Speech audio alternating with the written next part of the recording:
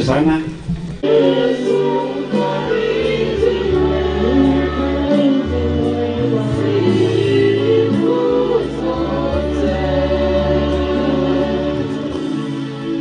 Haleluya.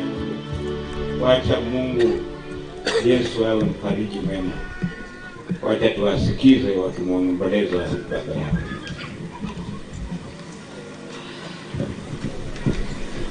Bwana Yesu asifiwe. Asifiwe tena.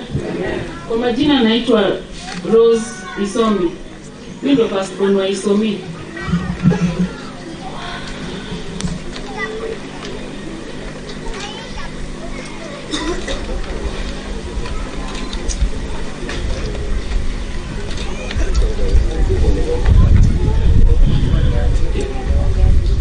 Naomba tumtoke kwa maombi. Hamjambo nyote.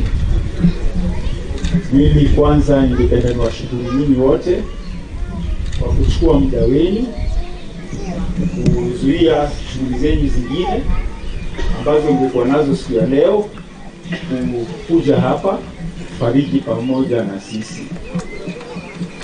Yale ambayo yako mbele yetu ni mazito sana na ni magumu sana. Hii familia ambayo ni ya Isomi na familia jumla ya Kataka Ukicha Umusula iko na kidonda kikubwa sana ambayo inastahili kutibiwa. Ni kidonda ambayo imekuwa nayo tangu mwaka wa 1978.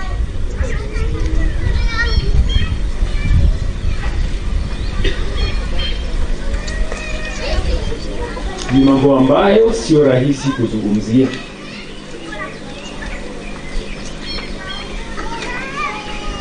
Kila siku nikija nyumbani, nikitoka hapa nikirudi Nairobi,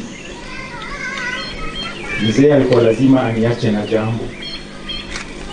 Sikuwahi kuja hapa nikarudi nyumbani bure bila jambo.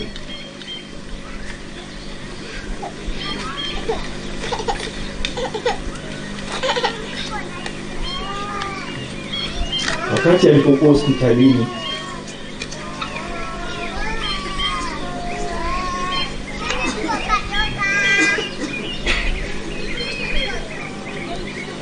mzee aliniacha na neno. Na neno hili sio langu peke yangu. Na ni neno ambalo lisipozungumziwa na nisipopeana habari ambayo nilipewa, hiyo ndio jambo ambalo litaniingiza mimi ndani ya kaburi langu.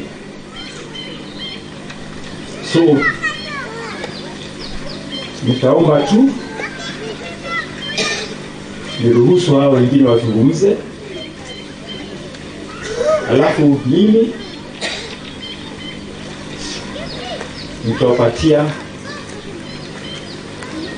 ripoti ya mzee kwa jamii yote ya shamba la Kataka na kwa jamii yote ya shamba la Wehonyi Farm and Estate. Kwa hivyo naomba tu mniruhusu wazungumze, alafu nitakuja na hiyo ripoti.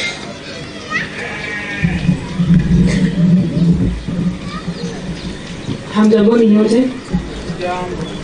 Hamjamboni nyote? Na wasalimia tena. Mko salama? Ya, asanteni. Kwa majina naitwa Seli Isomi. Huku nyumbani najulikana kama Seli.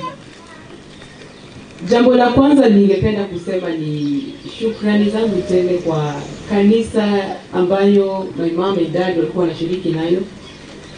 Nimeona the unity, the kindness, the warmth in that church. waliposikia news habari ya kwamba my dad has rested, walikimbia hapa mbio sana, na tumekuwa nao tukifanya kazi pamoja nao.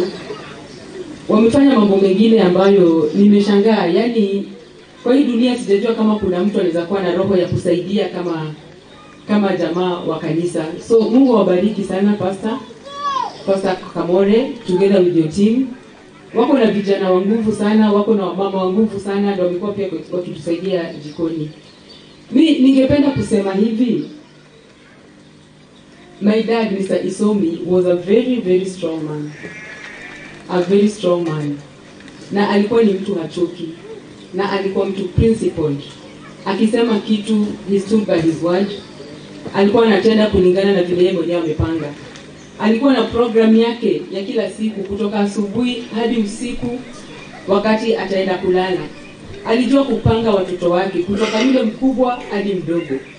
Alikuwa mtu mstaarabu. Mr. Isomi alikuwa na afya yake ilikuwa njema.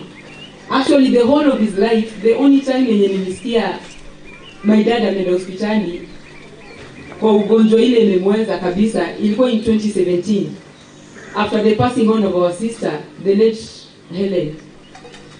Otherwise all the other days mimi nilikuwa nikijua Fadhe kama mtu very healthy, mwenye hata hakuhitaji daktari karibu na yeye. Alikuwa anazungumza mambo mengi kuhusu health, nutrition, venye tutakula, eating on time, na kujiweka tu vizuri, ku avoid stress, pressure and all that. So I can say a lot of things zenye mimi naishi saizi ni maneno yenye babangu amekuwa akinipatia. And as my brother has said, every time alikuwa anakuja hapa nyumbani alikuwa atoki bila jambo. And the same applies to me. Nimekuwa nikikuja huku na kila wakati niko na jambo lenye my father ataniambia. And each time alikuwa ananiambia jambo ilikuwa inanifanya namjua more. Na ninajua jamii yake more. Na nikajua mambo mengi sana general kimaisha na pia kuhusu familia yetu. Na nashukuru Mungu kabisa kwa sababu even if we are mourning yes, but then again I'm happy because naona achievements za my dad ndani yangu kwa maisha yangu, na kuna maneno yale ambayo naweza nikapass over to my children, his grandchildren. Wanamjua, wanamtambua, and they know the things that he's been doing in my life, na pia umuhimu wake katika maisha yao. Tumekuwa na this journey since February on 15. When you woke up in the morning, na through the communication from our lady here, Emma, the caregiver, amekuwa akikaa pamoja na mom na dad for all the time. So akatuambia kwamba Fadhe ameamka lakini anasema hajisikii vizuri. Na hiyo kutojisikia vizuri haikuwa neno ya kawaida. Nilichukulia kama something that is unusual because yeye kwa life yake ilikuwa hata si ati rare, sikuwahi sikia hasikii vizuri. Maybe tu kukuwa na toothache. As in I'm speaking reality. Mimi ile kutosikia vizuri ya babangu Mr. Isomi ilikuwa ni toothache only. Yeye angeshughulikia na angepona. So on this particular day, 15th of February, ameamka anajihisi hana nguvu. Then tukasema okay, wacha tumpatie time tuone kesho itakuwaje. The following day akaamka kama weaker than the previous day. Na tukaongea na yeye akasema, aliniambia nasikia tu sina nguvu, lakini mimi si mgonjwa kwa sababu siumwi popote na sisikii penye niko na shida, nasikia tu ni nguvu ndio hakuna. Nikamwambia sawa, wewe basi tulia, kunywa maji mingi, kunywa maji ya kutosha. My dad never liked water. Mara mingi alikuwa hakunywi maji, so ilikuwa lazima umkumbushe. Nikamwambia kunywa maji mingi, juu pia alikuwa anasema maji ni dawa. Na utulie, usifanye kazi mingi. Jaribu kulala kiasi, alafu tuone kesho itakuwaje. But the following day, the third day, ikakuwa sasa hata kusongesha miguu ni shida. lazima akuwe supported ndio aweze kusongesha mguu. Sasa hapo